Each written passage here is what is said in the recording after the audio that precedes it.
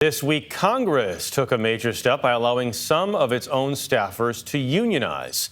So far, the decision would apply only to the House, not the Senate.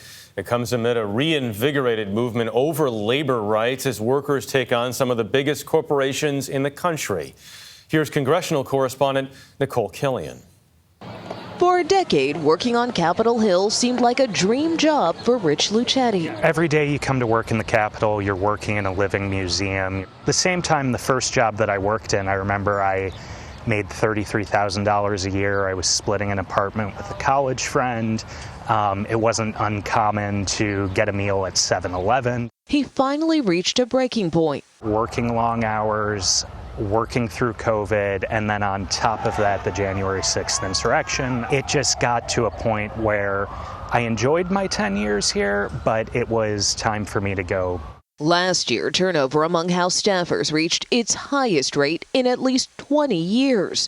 A recent report found roughly 1 in 8 congressional staffers make less than a living wage. After a viral outcry for months over low pay, lack of diversity, and hostile work environments on the anonymous Instagram account Dear White Staffers, the resolution is adopted.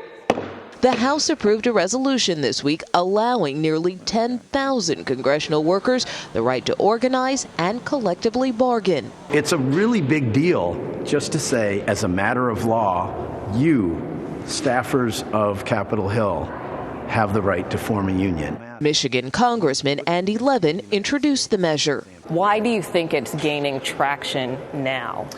You know, I think that this is part of a much broader movement in society.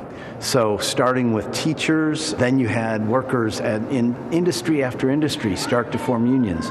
Amazon, now we have Starbucks. The coffee giant recently announced new pay hikes and benefits for employees, but excluded those who have formed unions at its stores.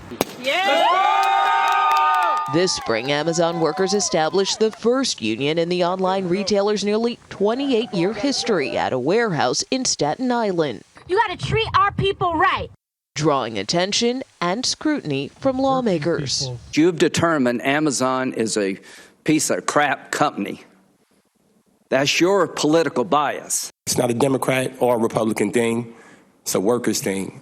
For Rich, the action by Congress is an important first step. If you're asking, do I wish I had been a union member 10 years ago when I was making $33,000 a year? Absolutely. People are working longer and longer hours right now for less money. On top of that, inflation is just running away. And there's a recognition that people who work hard should be able to provide for themselves. And for their country.